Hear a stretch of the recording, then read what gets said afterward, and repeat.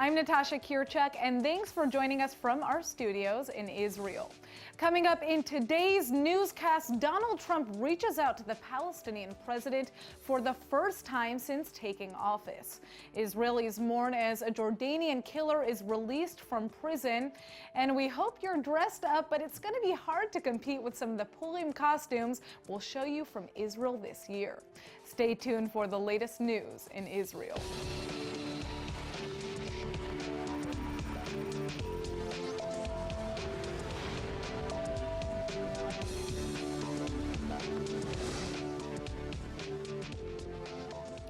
It's the Jewish holiday of Purim today, and Jews all over the world are celebrating with costumes, noisemakers, parties, and sweets.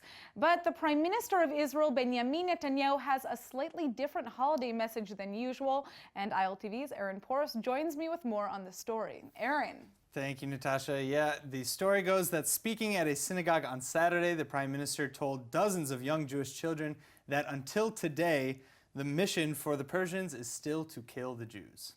What is the Purim holiday about? What do we celebrate? Does anyone know? Said Netanyahu to a group of costume-clad kids. Drawing out the answers of to kill us and in Persia, the Prime Minister continued with his biblical lesson, but ended with a quip that they didn't succeed to exterminate the Jews then, and they won't today, in a reference to modern-day Iran. The story of Purim centers around the Persian Empire's averted attempted genocide of the Jewish people around 2,500 years ago. In related news, the Israeli Defense Forces have stated that their closure of checkpoints to enter and exit the West Bank would continue another 24 hours, from midnight tonight to midnight Monday night. The closures are said to be enforced as a preventative measure against possible attacks on celebrations. Most Israelis will never forget the horror they felt when almost 20 years ago today, a Jordanian soldier suddenly opened fire on a group of Israeli school children. Now that very soldier has just been set free from prison. Corporal Ahmad Dakamse murdered 7 young Israeli schoolgirls on March 13th of 1997 before other Jordanian troops were able to stop him. In bitter irony, the Israeli victims were on a field trip to a border site between Jordan and Israel called the Island of Peace. It was a chilling moment in court when a Jordanian military tribunal found Dakamese guilty of the crime, but instead of the death penalty, the court ruled that the soldier was mentally unstable and sentenced him to life, which is only equivalent to about 2 decades behind bars under Jordanian law. الحكم على المجرم الجندي الأول رقم 231 845 أحمد موسى مصطفى الدقامسة بالوضع بالأشغال الشاقة المؤبدة سندا لأحكام المادة 327 عدلات من قانون العقوبات. Back in 1997, the late King Hussein personally apologized for the incident. He even traveled to Israel to visit and pay his respects to the families of the slain girls. But Dakamse has largely been seen as They include a strong opposition movement led by Islamists and nationalists who vehemently opposed the peace treaty Jordan signed with Israel in 1994. In recent years, many lawmakers have lobbied for his release. Now, the convicted killer has already returned to his family home at a northern village in the Hashemite kingdom. After 2 months of silence, U.S. President Donald Trump has finally issued an invitation to Mahmoud Abbas to visit the White House. The gesture is widely being seen as the extension of a lifeline to the Palestinian president. The offer came during the first telephone conversation between the two leaders since Trump took office. PA officials are sounding far more upbeat today, saying that Trump reaffirmed Washington's willingness to foster a true peace accord between Jerusalem and Ramallah. President Abbas committed himself to a peaceful deal with President Trump, and we hope that the Americans and the President himself personally, because what we noticed tonight, that President Trump is a very honest man, very courageous man, looking for a deal, a just deal, and we are committed so far. President Abbas will be in the White House very soon, and we will start a new era. Before the call, the Palestinians were expressing deep concern over the more favorable approach the new American administration has taken towards Israel. The American president frequently speaks with Israeli Prime Minister Benjamin Netanyahu, who was one of the first foreign leaders invited to visit the U.S. Capitol after Trump took power. So far, the Republican leader has been ambivalent over a two-state solution to the Israeli-Palestinian conflict. During his own Washington summit, Abbas is likely to fight for the need for a Palestinian state. He's also expected to push the Americans to pressure Israel to stop the building of further settlements in the West Bank on land the Palestinians want, along with East Jerusalem and Gaza. Meanwhile, Abbas has been in close touch with Jordanian King Abdullah, who plays a key role in the region. The monarch was updated on the Trump conversation in attempts to coordinate a unified Arab stance on the peace process with Israel. Business and tourism between Israel and China have been soaring, and the Times of Israel media outlet is taking advantage of the growing interest in the Jewish state. In fact, Times of Israel will now be publishing an online edition in Chinese. LTV's Steve Leibowitz got the lowdown from Times of Israel Chinese editor Yifeng Zhu. There are more and more people interested in Israel and want to know more about Israeli high-tech innovation, Jewish culture, and Israeli tourism. That's the basic, the focuses of the Chinese people towards Israel. But we're such a small country. Why is there so much interest for such a tiny little country? Well, first of all, it's a historical issue because during the Holocaust, our people in Shanghai hosted many Jewish refugees, and there are certain connections in historical perspective. And the second is because of Israeli tech innovation.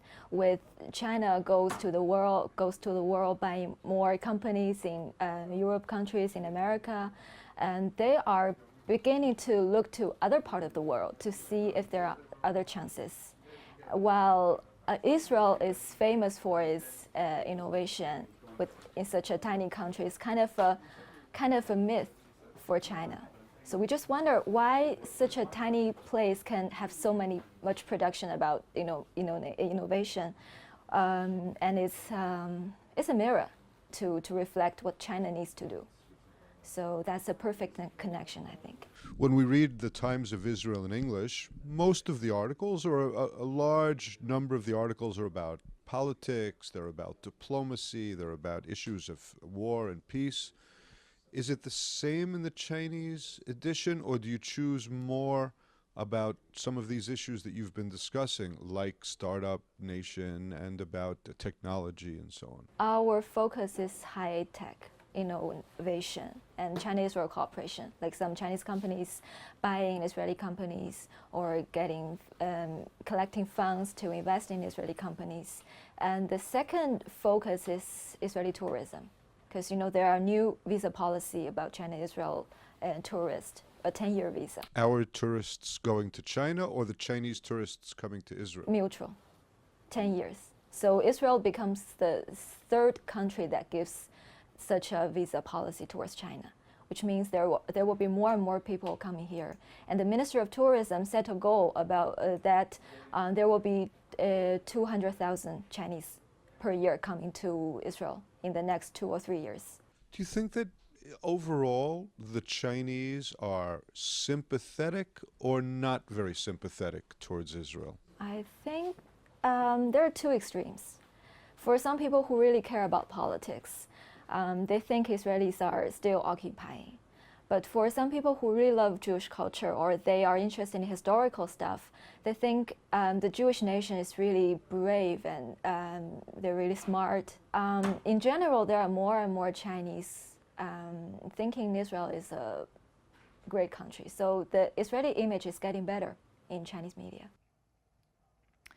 This weekend, thousands of Arab Israelis gathered to protest a controversial new bill aiming to muffle the traditional Muslim call to prayer that's broadcast from mosques. ILTV's Aaron Porras comes back to the studio with more. Tell us a little bit about this. Yeah, so this bill has a lot of people up in arms. Basically, the opponents of the bill are claiming that this is an affront to their religious freedom of expression. Well, let's check your report out. This weekend, thousands of Arab Israelis were protesting a bill designed to muzzle the traditional Muslim call to prayer broadcast from mosques. Over 3,000 protesters, accompanied by Joint Arab List MK Youssef Jabarin, marched through the Arab-Israeli town of Kabul, holding Palestinian flags and chanting, "The Muezzin law won't pass," and "Don't silence the Muezzin." On Wednesday, the Knesset gave approval to two controversial measures that would regulate the time of day and volume that Israeli mosques could broadcast the traditional Muslim call to prayer. While the bill applies to any religious place of worship, its critics claim that it will have overwhelming effect on Israeli Muslims because traditionally the Muezzin's call is broadcast 5 times a day, signifying the Muslims' time of prayer. The bill's backers claim that the Muezzin's call to prayer is disruptive to thousands of Israeli Jews who live nearby. While the bill was being debated earlier this week in the Knesset, discussions became so heated that they turned into a shouting match between Arab Knesset members and members of the ruling coalition. There are still tens of thousands of Holocaust survivors living in Israel, but sadly many of them live in impoverished conditions. Even though most receive help from the government, justices at Israel's High Court say they want the survivors to receive greater financial support. That call came during a recent session when the court said it had no choice but to reject a petition calling for more funds. The justices say they don't have the power to force the state to supplement survivors' monthly stipends, but are urging lawmakers to pass legislation that could do so. The suit was filed by a nonprofit group which is arguing that the current law discriminates against Holocaust survivors. Right now, those who came to the country before the signing of the reparations deal with Germany in 1953 receive somewhere between $600 to $2,500 a month. They're also entitled to a few extra benefits. But the estimated 83,000 survivors who came after that date are only given annual payments amounting to just over $1,300 with no additional advantages. When issuing their ruling, the High Court judges expressed their vigorous appeal that the state find a more equitable solution. The justices say that Israel has a moral and ethical commitment to serving as a warm and supportive home for the Holocaust survivors who still live among us. Israeli Prime Minister Benjamin Netanyahu is already back in Jerusalem today after his lightning round of talks with Russian President Vladimir Putin at the Kremlin right before the weekend. Ahead of the closed-door meeting, the Russian leader thanked the Israeli premier for coming. He also made mention of increasing ties between the two nations. Мне очень приятно отметить, что у нас налажен очень тесный, очень доверительный контакт. Мы лично регулярно встречаемся, постоянно находимся на телефонной связи. The main message Netanyahu expressed is Israel's vigorous opposition to Iran's attempts to establish a military foothold in Syria. But the Israeli leader says Jerusalem's bilateral relations with Moscow have been strengthened as a result of their mutual efforts to combat Islamist extremism. אחד הדברים שאנחנו נאבקים בו במשותף זה הטרור של האסלאם הקיצוני. וכמובן שבשנה האחרונה הייתה התקדמות משמעותית במאבק נגד הטרור של האסלאם הקיצוני הסוני בהנהגת דאעש ואל-קאעידה, ולרוסיה יש תרומה חשובה מאוד בזה. Israeli leaders have long pointed to Iran's steadily increasing influence in the region, particularly during the 6-year Syrian civil war. The rogue republic has been the strongest backer of Syrian President Bashar al-Assad. To help him, Iran's deployed its own revolutionary guards and its Shiite Muslim proxies like the Hezbollah terror group in Syria. Russia is also allied with Assad and is seen as holding the balance of power in achieving a deal on Syria's future. That's why Netanyahu is very much hoping to enlist Putin's assistance in preventing Iran from becoming a permanent presence just over Israel's northern border. Israeli leaders from across the political spectrum are uniting in a campaign against prostitution. A new bipartisan bill has just been introduced that would criminalize those who solicit sex while also offering rehabilitation services to the workers. The legislation is being sponsored by two Knesset members from the far left and far right. They say they want to see a comprehensive change in the way the state deals with prostitution, so the phenomenon can eventually be rooted out entirely. Experts believe around 300,000 men seek the services of about 10,000 women in the sex trade. First-timer clients would be slapped with $340 fines, and that amount would be doubled for second-time offenses. And the Johns who continue to solicit sex for money beyond that would face up to a year in jail. The fines would be used to create a rehabilitation program for sex workers, which would include stays at halfway houses, psychological treatment, and even financial support for the women and their offspring so they can develop new livelihoods.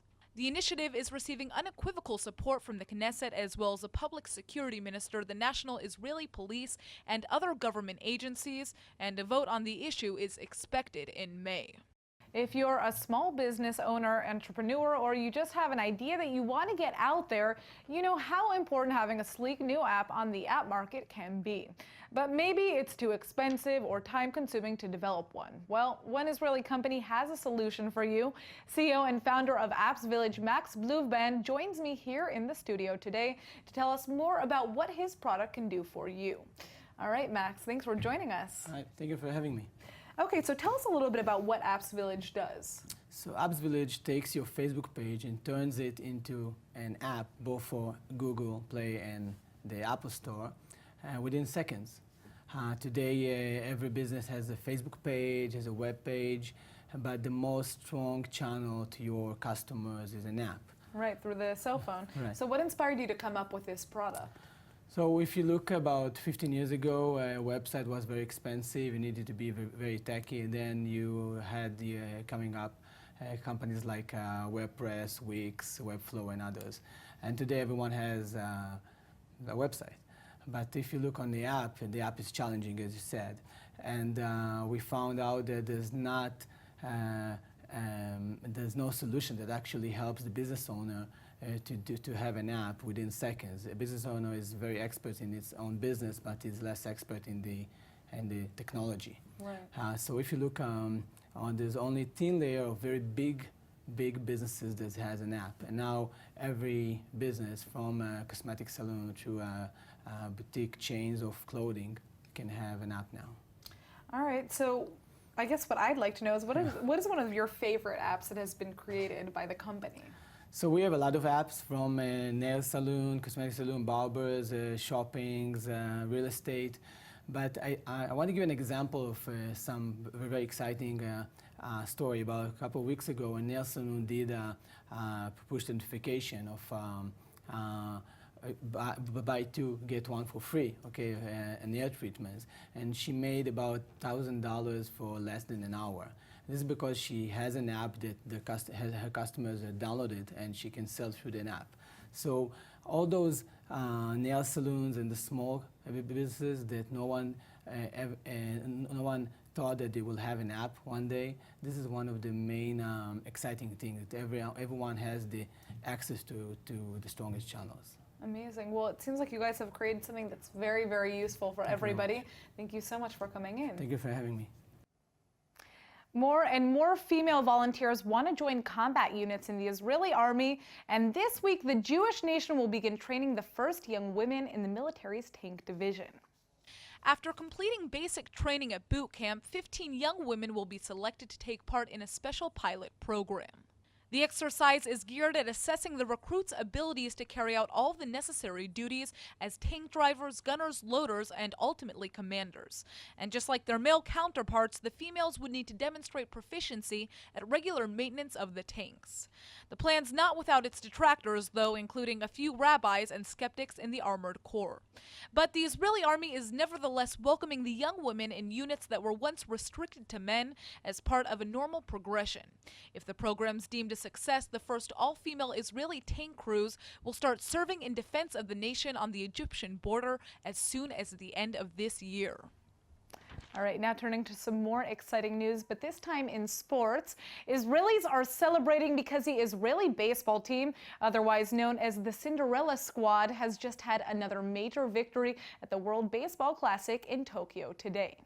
The national baseball team seems to be absolutely unstoppable. In the first game of the second round today, the blue and white team pulverized Cuba in a 4-1 triumph. No one could have predicted this fantastic win in the international tournament. The Jewish state was the last of all the 16 participating nations to qualify, and it also received the lowest ranking as 41st in the world. But now it looks like the sports world has realized the Israeli team was vastly underrated after quickly clobbering the third-ranked South Korea and fourth-ranked Taiwan in the openers. The unstoppable Israelis then went on to crush the Netherlands, who were ranked number 9. Today's knockout against Cuba gives the tournament's unexpected darlings an unblemished 4-0 start in the showcase competition. Stay tuned, because we hope we'll be having equally exciting updates for you when the Israelis take on the Netherlands again tomorrow. Now, joining us all the way from Japan is Peter Kurtz, the general manager of the Israeli baseball team, and Tal Erel, one of the incredible players on the team. Congratulations, guys. Thank you. All right, now let's be honest here. Did you guys really think that you had a chance against Cuba? Yes, we definitely thought we had a chance against Cuba, even though Cuba is known as the powerhouse of baseball and is a real power in baseball. They don't have such a good team this year, and we definitely were confident that we could beat them, and we did. Now, tomorrow's game is against the Netherlands, a team with the most all-stars in the competition. You beat them in the previous round in Korea, but that game was just for the protocol. Do you think your first win against them helped you or their team more? It will definitely help us because, first of all, it was just for the protocol, but they had their lineup. They had their opening lineup in there. We had our opening lineup in there. Both of us switch pitchers every inning, but I think we're very confident. Right now, it doesn't look very good for the Netherlands. They are now losing 6-5 to Japan in the 7th inning. Now, Tal, this question is for you. I understand the players got together and read the Megillah for Purim before the game. Can you describe the feeling and what playing for Israel means to you and the other players? I mean, I grew up in the Israeli Association of Baseball System, so it's always been a big part of my life. And just being everyone here in Tokyo, I mean, very emotional, especially here celebrating Purim. And I'm just sure we'll do well the whole tournament. Now, are there going to be any other Purim celebrations with your special mascot? Yes.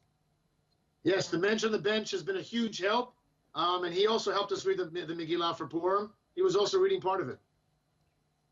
All right, well, we'll be rooting for you guys all the way from here and in your next game, and we're pretty confident about it. So congratulations again, and hopefully we'll have you back. Thank you. Thanks, everybody. Thank you, everybody. All right.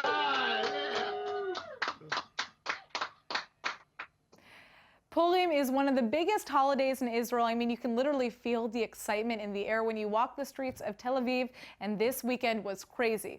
If you guys were checking our Facebook, we actually went live from Rothschild Boulevard, which is where thousands of people were congregating in insane costumes. Joy, ILTV's Joy Gavijon, is here with us, and she put together some cool videos of what Purim looked like, correct? Yes, I actually went out myself a lot, and this was my first Purim ever here in Israel, so I was shocked. There were people dancing in the streets, drinking a little bit too much. It was crazy. Yeah, it was crazy, and I have to tell you that my favorite Israelis to watch were the zombies. The zombies.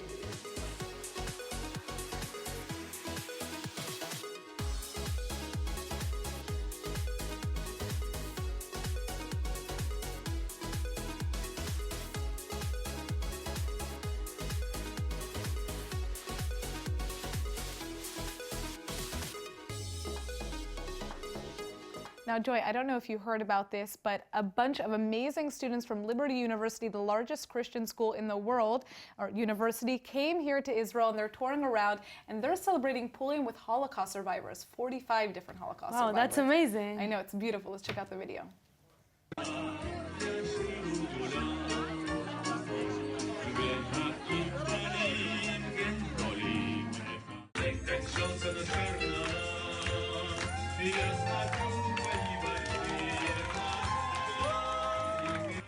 The Hebrew word of the day is brought to you by the University of Haifa, Hebrew Summer Ulpan, open to everyone. And now for our Hebrew word of the day. The festival of Purim is here, and Jews everywhere are celebrating by dressing up and partying their faces off. So today's word is masecha, which means mask, in honor of all the colorful and creative masechot, or masks, people prepare for this holiday. It's literally a mitzvah or good deed on Purim to drink until you can't tell a friend from a foe. So here's an interesting fact. The word masecha comes from the root nesech, meaning libation or an offering of alcohol. Fitting for Purim, isn't it? A masecha isn't just a costume mask, though. You could have a masecha to help you breathe when it's dusty outside, like today. You have to put a masecha on when your dog is getting on public transportation. And you might even be accused of wearing a masecha when you're being dishonest. But don't worry, sometimes putting on a masecha can help you discover yourself. As a famous poet and writer Oscar Wilde once said, "Give a man a mask and he will tell you the truth, or at least show his true colors." All right, let's go ahead and take a look at the weather forecast. Tonight will be mostly cloudy and dusty. with scattered showers and a low of 55 or 13 degrees Celsius. Tomorrow we can expect more rain and a drop in temperatures to a high of 66 or 19 degrees Celsius. All right, that's it for today's news. Today's exchange rate is 3.67 shekels to the American dollar. Remember to sign up for our daily newsletter at iltv.tv. Thanks for watching and see you next time. Happy Purim, Chag Sameach. My cousins are here visiting and we want to celebrate with you guys. Bye, Chag Sameach from ILTV.